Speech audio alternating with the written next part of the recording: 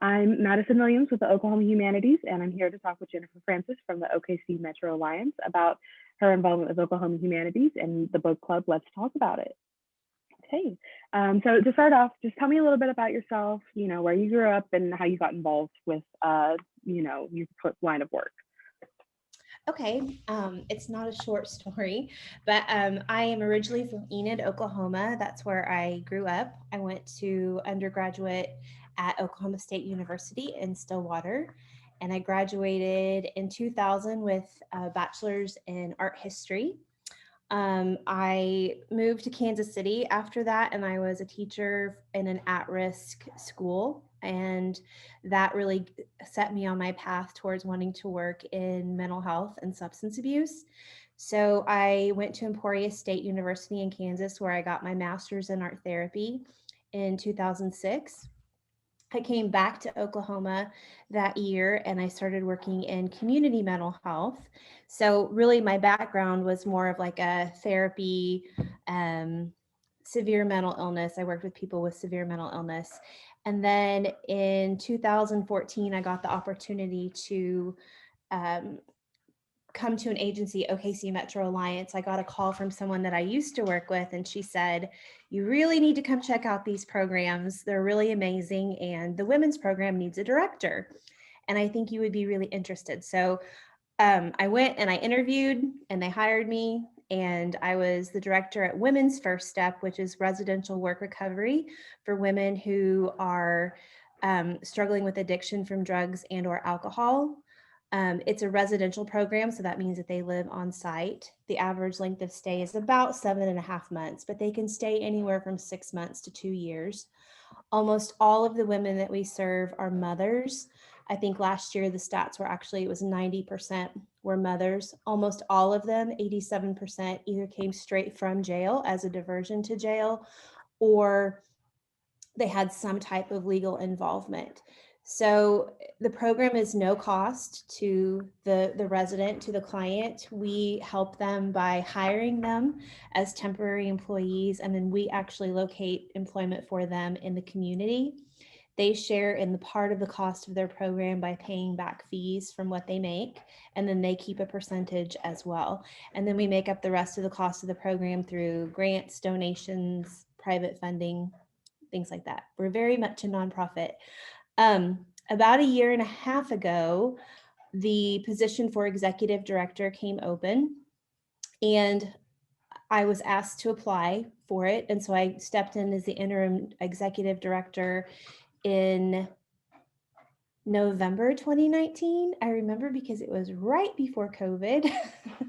And so I had trial by fire learning to be a brand new executive director all of 2020 during COVID. So I've been in that position now, I don't know, little over a year, and I love it. But while I was at Women's, I did have the really cool joy of learning about Let's Talk About It Oklahoma. And I remember the way that it happened. I was sitting at my desk and I just got this cold call from Kelly Burns at Oklahoma Humanities. And she was like, "I know you don't know me and you probably don't know about this program, but we're really interested in working with women in recovery. And your name was given to me by, I think it was the Remerge executive director." And I was like, "Oh my gosh, I love reading. Can we talk about?" And so she just started telling me all about it. And we both got so excited. I just remember being so excited to think that like we could bring this type of reading program to our women on our campus, these ladies who would never have had exposure. I mean, a lot of them don't even have their GED or their high school diploma when they come to us. And I just thought, how cool would it be to share my love of reading and to have this program and to be able to bring scholars in. And so Kelly and I both got so excited that we're like, we have to meet in person. We have to meet in person. And so we did. She came out to Women's Firstep and she took a tour. And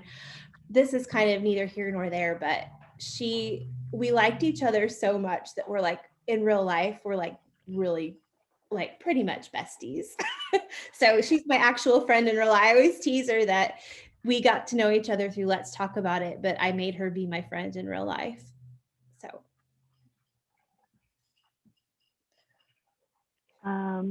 So, you talked about how you were approached by Kelly to do Let's Talk About It. Had you heard about any of that before and anything about Oklahoma Humanities in general? I hadn't heard about Let's Talk About It, Oklahoma. From what I understand, the history of that, it was really kind of a small, like library type setting. They were in some universities, and they really wanted to expand who they offered that program to, and so that's how we came to her attention. But no, I didn't know about Let's Talk About It, Oklahoma. I did know about Oklahoma Humanities, just being in the nonprofit world, and then just living in Oklahoma City and all of that. Just had a general understanding of it. Um, so even though you were really, really excited about Let's Talk About It when you first heard about it, you thought it was a great idea. Were there any struggles or conflicts getting the program off the ground at OKC Metro Alliance? Oh, sure. Oh, sure. Of course. There's always, you know, I say that. I think initially, because of the world that I come from, mental health and substance abuse, I was really concerned about confidentiality. So protecting the confidentiality of our residents and wanting to make sure that the scholars that came out understood that this was, a confidential program, closed campus, that, they could come and meet the ladies, but and really the same scholars have come for so many years that they really get to know us. And so just saying, that there is confidentiality, that when they came to the program, they couldn't say, oh, I know Susie Jones, totally made up name, from Women's Firstep, and she's doing great. So it was just having that understanding of confidentiality, that I wasn't going to be able to we had to make some allowances for like how we advertised it, because it wasn't open to the general public. So keeping it very much private and on campus. And then I think the biggest, it was not a hurdle, but just making sure that the ladies wanted to participate and sort of like getting them as excited as I was. Um, it didn't take much. They were so excited. I mean, it was such a successful program. I say was, they're still doing it, but I'm no longer the director of women's. But while I was there, I probably had the opportunity to host 12 Let's Talk About It Oklahoma programs. And so really just the interest was just phenomenal. It became my favorite night of the month, honestly. And the scholars were amazing. And, it's an easy program to do. I mean, it's detailed, but it's an easy program to do. And the benefits far outweigh any kinks or hurdles that you have to work through. How long did it take for you to see those benefits? Was it almost instant or did it take time? Well, okay, it was instant. And I mean, any program that you have, it ebbs and it flows. It depends who your participants are. Since our ladies change over, generally about every 6 months, it was like having a brand new set of women each time we had a program.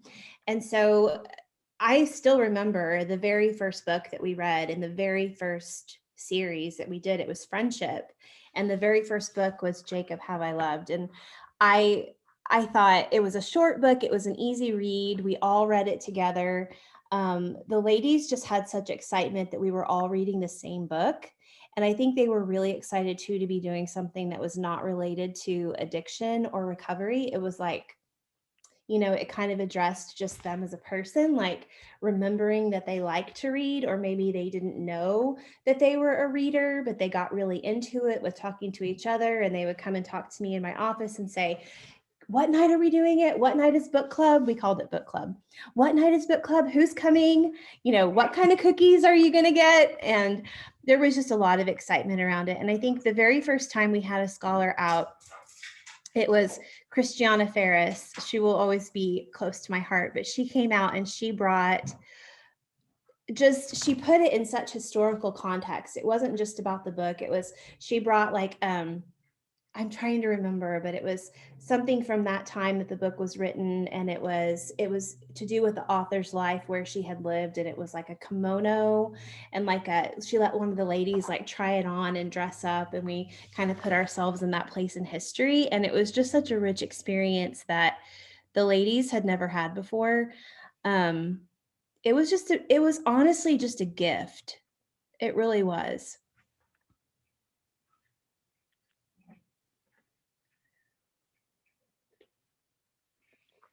So a lot of people consider the humanities kind of an escape from reality. And you mentioned that in that a lot of women were able to do it because it wasn't talking about, their substance abuse, and it was something else for them to talk about. And do you think that this escape from reality definitely helped them recover a lot faster in that kind of sort of a mental state? I definitely think that it did for a lot of the ladies. Because when you read, I'll be Captain Obvious for a second. Like, not only do you gain a new perspective because you have the author's perspective, you have the character's perspective, but then you also insert yourself into the story. And so you start to see how you fit and how you relate, and you start to sort of identify with certain characters or certain things that the author says. And um, just having that connection to others, to maybe something that you hadn't thought about before, and then relating it to yourself is really, really powerful. So you asked me if I think it helped with the recovery. I mean, I could name like 15 ways that it did, but I think for me the top one is that reading is a coping skill, right? I mean, it's a distraction. So like if you feel a trigger to use, but you go and immerse yourself in your book, you maybe get past that trigger to use. And so reading can really in itself be a coping skill. I think, just expanding their perspective and the world beyond what they had experienced was really healthy for them. I think connecting with others in the form, I'm sorry, my dogs are playing. I'm sorry. You're totally okay. I just had my AirPods die, so So I was sorry. trying Okay. to pay attention. Okay, if they get too loud, I'll put them out. Oh, there was something really good I was going to say, Madison. So You were those saying something about reading being a coping skill. coping skill, and then the connecting with others, because when you read the same book and then you get to come together and talk about it, and you're like, oh, I never thought of it that way. And I love to read. I've read my entire life. It's one of my favorite things to do. And there was not one time that I didn't come into that book club thinking that I knew all about the book and thinking that I had the perspective and like I had so much to offer.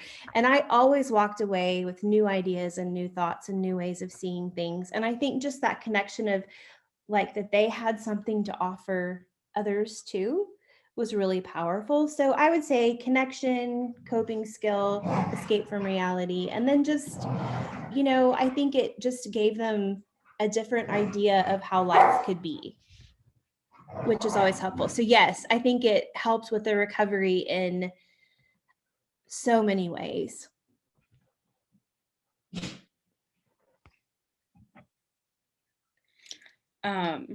Another thing about, being able to talk to other people and get that connection, what's really important, in most life is that the ability to, have civil discourse with people and be able to talk things through without getting too passionate and having it turn into a full-blown argument. Do you think that, having these talks and communicating with these people, like really helped them, develop a more sense of like, how do I want to say this?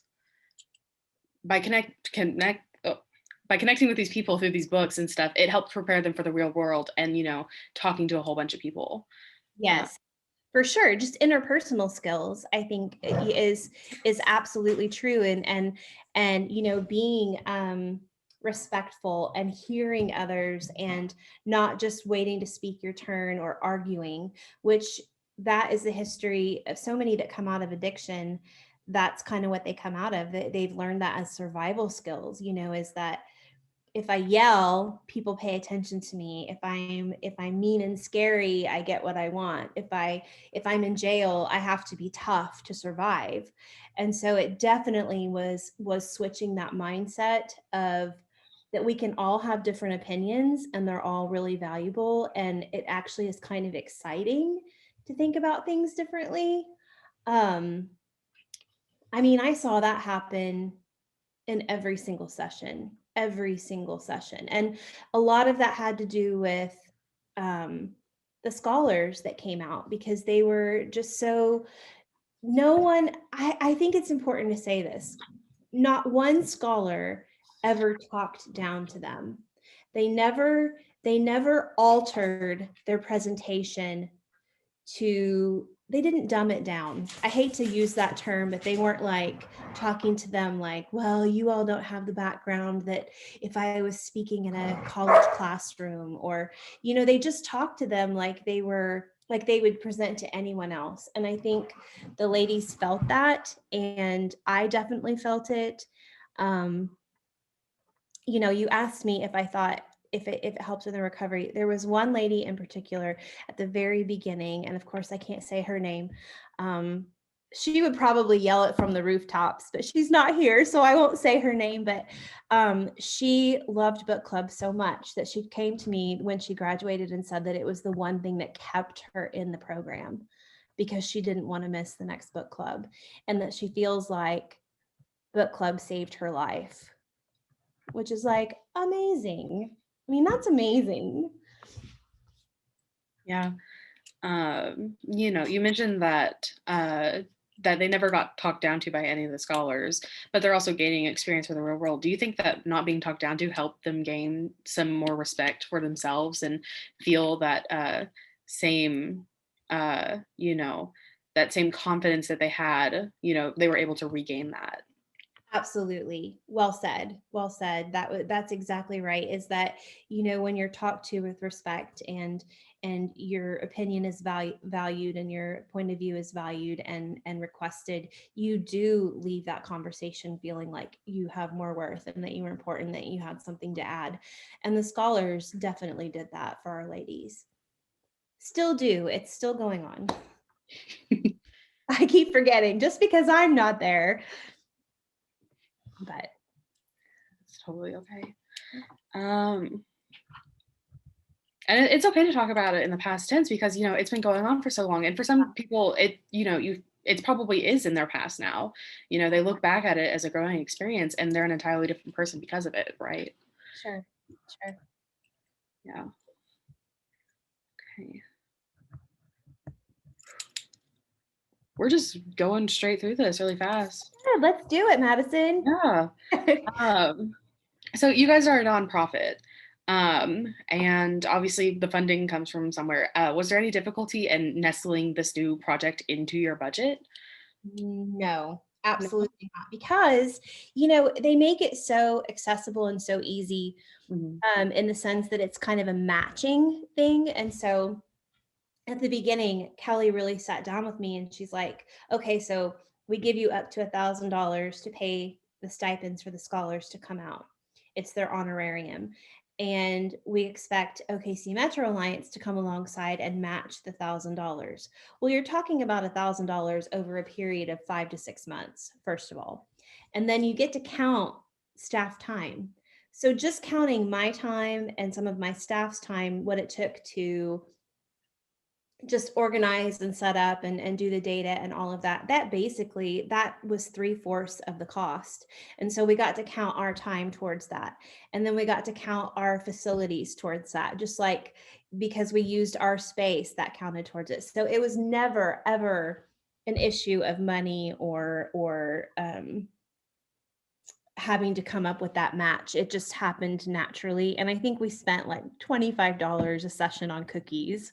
And that was like more than our share. By the time you added it all up, it just worked really good. And Kelly was so good about helping me through that budget the first time to really understand it. So that part was not a challenge at all. But OKC Metro Alliance was really, really, really supportive of this program. And sometimes they would tell me, Jen, get pizza. It's the last one. Just splurge and give the ladies and the scholar dinner. And so we did things like that as well. The agency was very supportive and still is. Especially now that I'm in that role. I'm like, do you guys want to have a party? Yeah. Do you think the program would have been successful if you had struggled with money? How do you think it would have been different? That's a really good question. I think I'm going to say no. And I'm surprising myself by even saying this. I think initially it may have been like oh gosh, I'm not sure we can do that. I think initially if it would have been like we had to come up with $10,000 or it would have been a struggle to come up with $1,000, I think I would have had to say, I don't know if we can do that. But really, we're nonprofits. I mean, we're used to that. We're used to having to come up with things and ways to make things happen. I'm so glad that that wasn't a barrier at first because we got to see the value in the program and the value that it brought. So I think that accessibility, that it is so accessible. You don't have to have a lot of upfront money to do it. That is key. I think now, knowing how valuable the program is and what a difference it makes, if Oklahoma Humanities were to call me and say, we lost our funding and you're going to have to fund the whole program, we would do everything that we could to make up that cost because we wouldn't want to lose it. But again, that's after having the benefit of having experienced it and having it seen change lives, honestly. Yeah. Do you think this easy accessibility of humanities, like, you can go out and buy a book. Do you think that having that accessibility is, definitely helping people once they graduate from the program, like they've discovered their love for reading and they can just go get a book for pretty cheap, Yes, it's true. And I mean, okay, so humanities is really good too. Like Kelly and I was like, Kelly, we've got to, like, when these ladies graduate, where if they're going back home to Woodward or Ardmore or wherever they go, we need to find the closest Let's Talk About It group to them so that they know that they can continue to participate. I also had it was open in the sense that if a woman graduated the program and she stayed in the Oklahoma City area, she was invited to read the book with us and to come to book club even as a graduate. And I had not many, but I probably had 5 or 6 ladies over the years who stayed actively involved with book club even though they were a graduate, which is pretty cool. And then I had some ladies who really did get involved in Let's Talk About It at home in their home communities. And we're excited to do that. Kelly actually randomly met someone. She was doing like I don't know, she had gone to visit a library or something. And we'd always said, you can get a library card when you move home and it's really easy. And so she actually was in the library and one of the ladies approached her and said, you don't know who I am, but I met you when I was at Firstep. Kelly had come out to a program or something. And she's like, I'm doing Let's Talk About It in Ardmore right now or wherever it was. And it was just it was like full circle.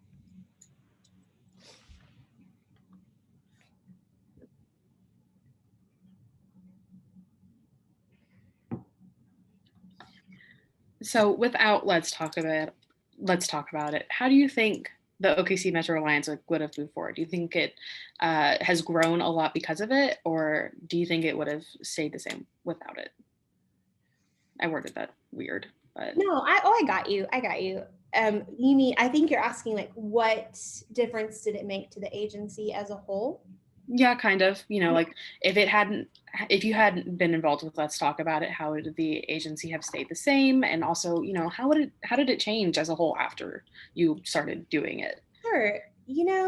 Several ways. I can think of several ways. So the first is that I have to go back just a tiny little bit. I'm sorry to take us backwards, but No. When I first came to the agency, I was very much interested in the whole person, right? Because people aren't just their addiction. I mean, that would be like you or me walking into a room and being like, hi, I'm Jen, I'm a brunette. And that's the only thing that people know about us, or like, hi, I wear glasses. It's like, that's one thing about you. And I was really committed to this idea of bringing in a whole lot more and not just Let's Talk About It, but Let's Talk About It is the best example of that we started adding all different kinds of programming. So whether that was on-site GED, life skills on site. We had faith-based groups on site that were voluntary. We brought in special speakers. We brought in DHS approved parenting classes. We brought in a college mentorship program called UCO Cares that works with ladies like on the barriers that they've had to going onto higher education. And so it really was the first step. It was really one of the very first things that we were able to bring in that wasn't absolutely related to addiction. Like the classes at that time were like all 12-step, all relapse prevention. And now the programming is just absolutely rocking at Firstep. And that was the catalyst for it. And then I think by getting to know the scholars, because the same ones would come again and again because they became our friends, and so getting to know them, they brought a whole level of richness. And then because of Let's Talk About It Oklahoma, we got involved with Friends of the Library. And so Women's First Step started volunteering annually at the Friends of the Library book sale. And because we volunteered with that, at the end, we were able to be one of the nonprofits that stood in line to get the free books after the sale was over. So that led to us buying some bookshelves and starting a little library in the women's dorm. So that led to that, and it got bigger and bigger and bigger and bigger. And so we sort of have this concept at Women's now. It's like we bring in all of these books, and it's sort of like if you are involved in a book and you graduate, just take that book with you. Just take it with you. All the books are free, all the books are available, and it's grown so much that actually we have a building that could use some renovation that is now partially empty, and we're very heavily considering it. In fact, I'm researching grants to be able to turn that into an actual study room / library. I know. And then I think just partnering with Oklahoma. Okay, so that was the first way it affected women's. And then I think overall, just getting to know the humanities, they've just been really supportive of us, and we've been good partners. So Kelly Burns, who is the coordinator for Let's Talk About It Oklahoma, she actually is a secret artist. She doesn't like to talk about it. But since my background is in art, I started an art program at Women's that we would have.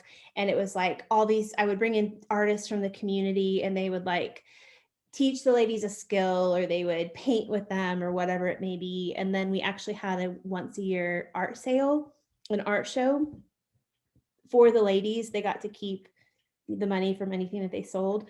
And so Kelly started coming out every year, sometimes twice a year, to do art with the ladies. So that was pretty cool too. We love the humanities, and I think they love us. So we've partnered with them in many ways. Yeah, that's really great. You're kind of reading my mind because you keep on answering the questions before. Okay. Yeah, because I was going to ask you, I was like, okay, so, because of this book club, they've discovered their love for reading. Have they been, reading outside of the book club while they're still in the program? And then, you have the library going on, which is absolutely fabulous. That's so exciting, especially because that's something that they can do, all the time. They don't have to go to a book club. It's a way for them to get out of that without, that is part of their support system as well. So when everything fails, they still have books.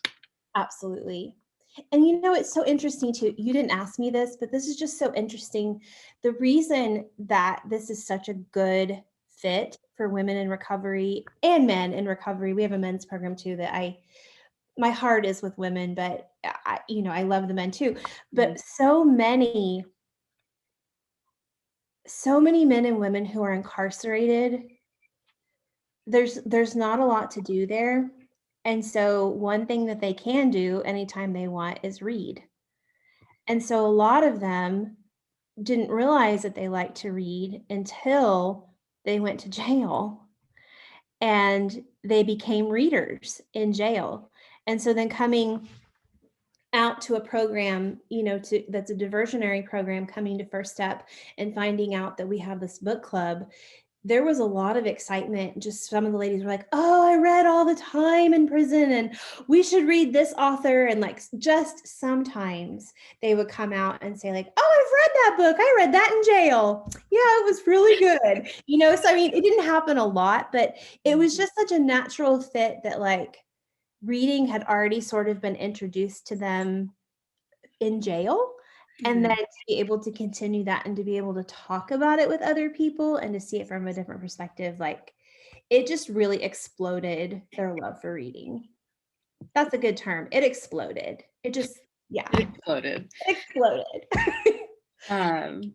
So they had previous experience reading, and that, helped them, immediately feel attracted to this. You mentioned that you started, introducing more art programs and different aspects of the humanities. Was there any apprehension to those other programs, or was it just all in after the acceptance at the book club? I think I'm trying to think of the best way to say this. I'm probably not going to say it very well. I love reading and I love art, and I loved these ladies. Mm-hmm. So when you have something that you're sharing with someone else that you're super passionate about yourself, and you have that excitement, and then not only is it your excitement, but then you're like, oh, but I've got this friend that's going to come in and she's a painter and we're going to do this painting together. There was just lots of excitement for that. I mean, I don't want to say that like I had every single lady every single time we had an art group or a book club, but just for example, our capacity at women's is 56 women, and I averaged 20 women per book club. So we're talking close, over a third to a half. I mean, sometimes I would have 30 ladies were engaged in something that was voluntary. So I think having someone there who is excited and who knows about it and who wants to share it, it was that thing of, I want to share art with you. I want to share this book with you. I think that really made a big difference. I think if you have someone who's not passionate about those things leading a program, the potential for that waning is pretty strong. But that's with anything, right? Mm-hmm. I mean, if you love to write, and you want to share that with someone, that's great. But the person that comes behind you maybe they hate writing, but they love to sing. And so then they're like, let's share music. So I think we all have that opportunity to share the things that we're passionate about. And it's just being willing to do that. And to bring in other people, to bring in the humanities and to bring in artists, is huge. Did that make sense? Yeah, it did. Okay. Help me, Madison. No, we've got a common thing going on, because I had a question for you and I forgot because I was entranced. I was too busy listening to you and getting excited that I forgot. Yeah, I think that question just disappeared in my mind. Wow, that's great.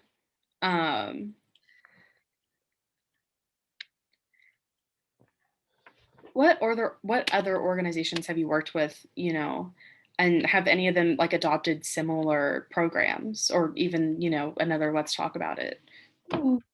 That's a good question. I know that there have been. We worked with Remerge. We do still work with Remerge, a diversionary community program for women who are in jail who are mothers. And they had tried Let's Talk About It. And then it came to us. And then I highly, highly, highly recommended it to the executive director of Remerge. And the way that we're connected with Remerge is that the women who are in the Remerge program live at Firstep their first 90 days. They're not currently right now, but they off and on over the years, they have used us so they've been part of our program, and they started doing it at Remerge. And then I know, I don't want to say that it was because of us, but we just really started to see a lot more the humanities really moving in a lot more to like incarcerated type settings, but really that had everything to do with Kelly Burns. I think we were like the pilot, and so maybe they felt encouraged. I don't know. I kind of just made that up. I don't know if we were the pilot or not, but I think that because we had success, I think that opened the door for them to say, you know, we're doing this at Women's First Step. It's been really successful. Would you like to try it? That's probably accurate. I hope you edit this really well to be like, I'll say this big thing and then be like, that's probably accurate. I don't know. I'm not in charge of editing this. Oh, you're not? Okay. I'm in charge of, you know, I'll index it and I'll mark important parts, but I think it's all staying on here. They'll cut out the part where we talked in the beginning, but. Oh, okay. Okay, good to know. Okay. Tried it.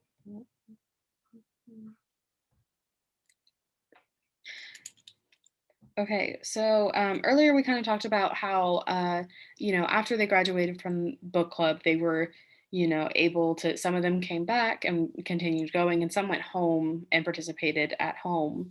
You know, just generally, do you think that by participating in these book clubs and doing all that, these women are able to make, you know, some bigger impact in their community after they graduate than they would have otherwise? I hope so. You know, I don't know that I can speak for them personally. I do know, well, I'll just use an example. I do know a graduate who was involved with book club, and she's still here in the Oklahoma City area. And in fact, she graduated probably 5 years ago. I mean, it's been a long time, and we've kept in contact, and she still comes out to Women's First Step. She's still very involved. And I don't know if this fits right here, but when she graduated, she stood up and she graduated. We kind of all stand up and say something to the graduate. And I actually gave her a nickname from one of the books that we had read together. And I challenged her. It was the book Tuesdays with Maury. And I challenged her to go and be somebody's Maury. And so now, even to this day, I call her Maury. And she still comes out to Women's First Step, and she's a mentor to a lot of the ladies who are in the program, because that book, Tuesdays with Maury, changed her life. And so that's one story that I know firsthand. I still talk to this graduate probably at least once a week. She's very, very involved.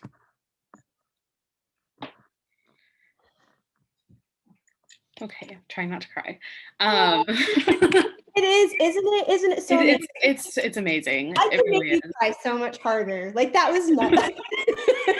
But I won't, Madison. I won't. But it is cool to see how that book changed her life so much, and that now she was striving to be, and she is a Maury or a mentor to so many. I mean, she's just living proof. So she's probably the number one example. There is another woman, and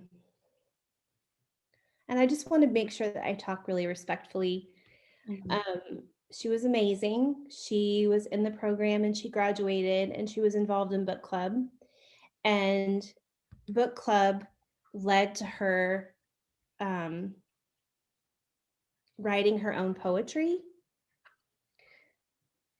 And so when she graduated and she left Women's First Step, she went back home to her family. It was in a different community, and she continued to write poetry, and she would send them back to us. Sometimes she would mail me a poem, and just kind of about what Women's First Step had done for her, and just her experience there. And she ended up passing away about a year after she graduated, because she had really complicated health problems.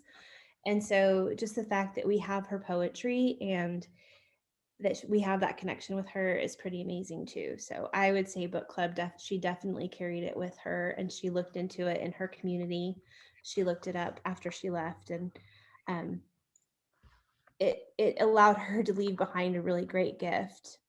So I still have some of her poems in my desk at work.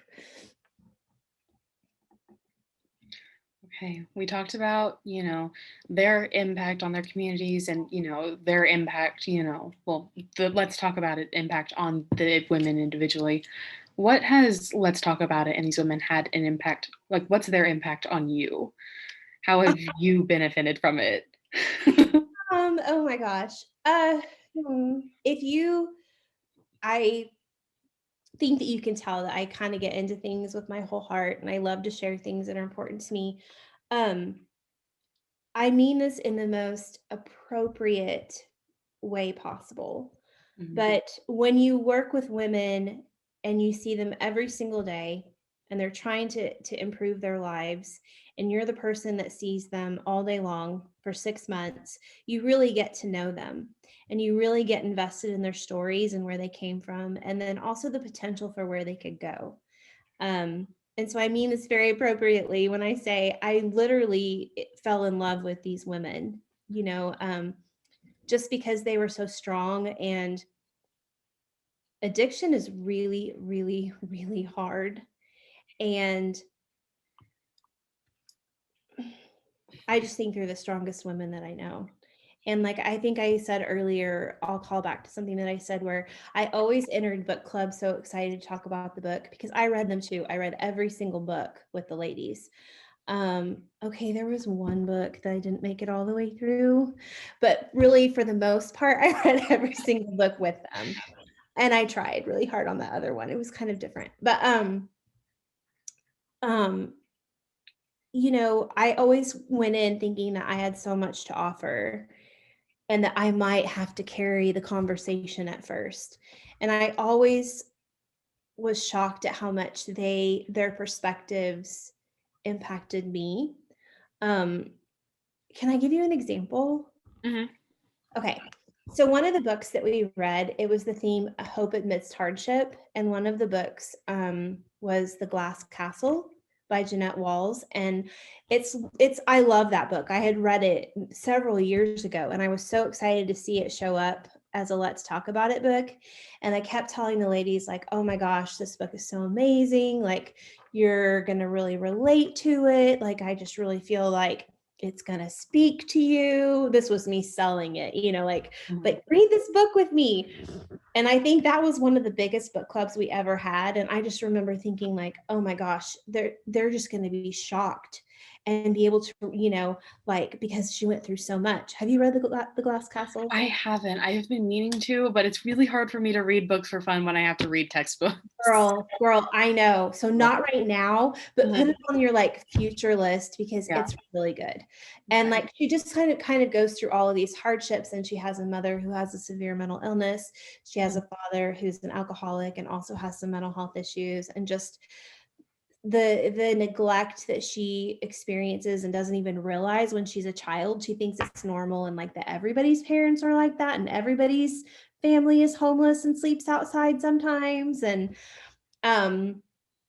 I just thought the ladies were going to be shocked like I was. And when we got to book club, I just expected it to be this really rich conversation. And they all were like, I think she's kind of whiny and that's nothing. Like I went through way worse than that. And my mom she had it easy. And I was like, what?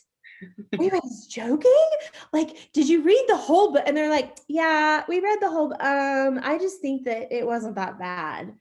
And it was like such a shocking, pulled me back to reality of like, oh yeah, I had the privilege of growing up so differently than a lot of these women. I didn't experience what they did. I came from a family where both parents were present and loving and attentive and took care of me and taught me basic hygiene and taught me how to be respectful of other people and taught me how to take care of myself. And a lot of people don't have that. And so I think just bringing back to the reality of how privileged my life has been and how we all just have such different experiences that we bring to the table, that just hit me between the eyes again and again and again and again.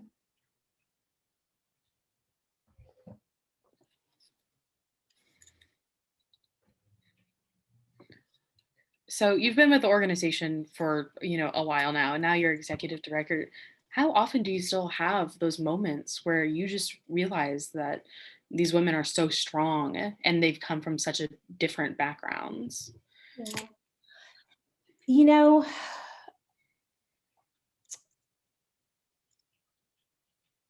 that's such a great question because I used to be in it every day, right? So I knew them, I knew all their names, and I knew a little bit at least about everybody. And it's harder now because, being at the corporate office, I don't have direct resident contact.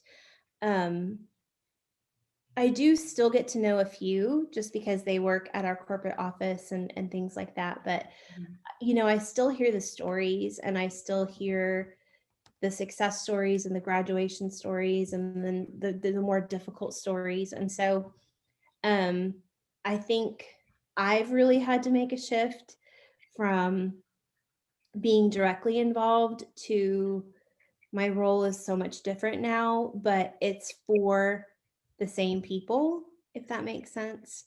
I just I sort of have this experience more as a whole experience instead of individually, which is kind of sad. That was one of the biggest reasons I really had to think very hard about taking this position. Um, it's very different, but it also has opened up opportunities for me to be able to bring in new things and to do new things and better things for our programs.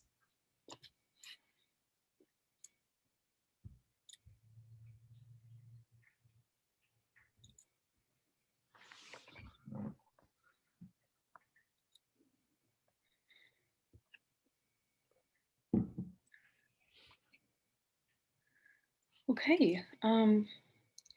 I can't think of any other questions. So, I think that's all I have for you. Do you have anything else that you want to say? Um, Not really. I just really appreciate being able to do this, and you were fantastic. You made it so easy and so easy and Well, comfortable. you made it so easy for me. So thank you very much. Good. Well, I hope you have a good rest of your day. I hope you do too. Thank you. Thank you so much. Bye. Bye.